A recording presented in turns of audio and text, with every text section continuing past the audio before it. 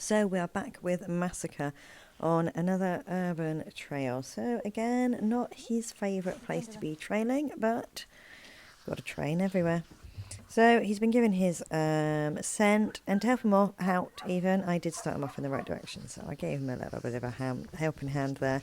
But he is quite confidently off and out. You can see where the scent's drifting and pooling up onto that tree line or hedge line. We've got a bit of scent that's stuck around there, so he's just investigating that and having a little look. So even though this was a known trail, so I knew exactly where this trail went, but again, it is so important to let our dogs make their own mind up, because I know where the missing person went. What I don't know is where the actual trail went. I think they were apples he was looking at then. I think he was trying to get distracted by apples. So yeah, it's really important that even though we know where that trail layer went, we have to let our dogs work, because that scent would have gone so many different places to where the actual trail, where the actual person's walked. So it's so important that that we let the dogs work it out for themselves.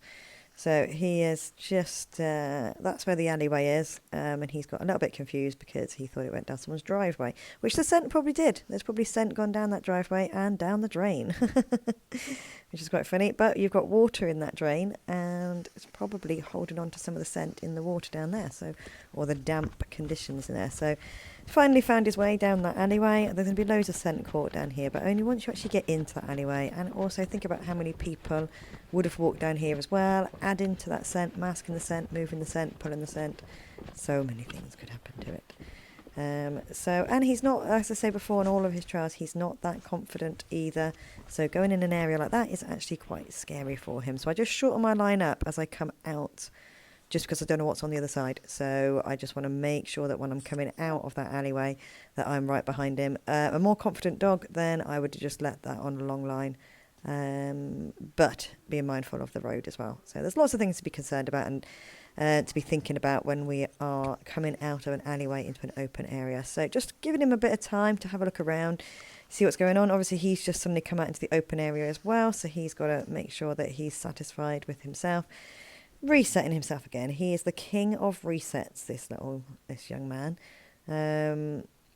So he's looking down that way. It could be that he's seen something rather than that's where he thinks the scent goes, but we're just going to let him settle and work out what he wants to do. Give him a little bit of confidence there, because he was lacking a bit of confidence. He wanted to go that way. So we're just kind of saying to him, it's all right, mate. You can go that way if you want to. I think he's just seen some people at the top there, or a dog or something. So we're just trying to walk past or work past these people. So we've got two dogs here, right down the middle of the road. If I let him trail past them, it's all going to get tangled up into a whole load of mess. And that dog is kicking off, which is making Massacre be a bit of a dick as well. So just holding him back, putting him to one side, giving him a break, waiting for those dogs to pass. And then I'm putting him straight back out onto that trail and getting him going as soon as I can. I do not want to be hanging around and letting him think about that other dog. I want him straight back out on the trail, working straight away. So I'm just going to throw him straight out the moment I get the opportunity to be able to do that. And that was that moment. And he's back into working. We got a little bit of bitch in there.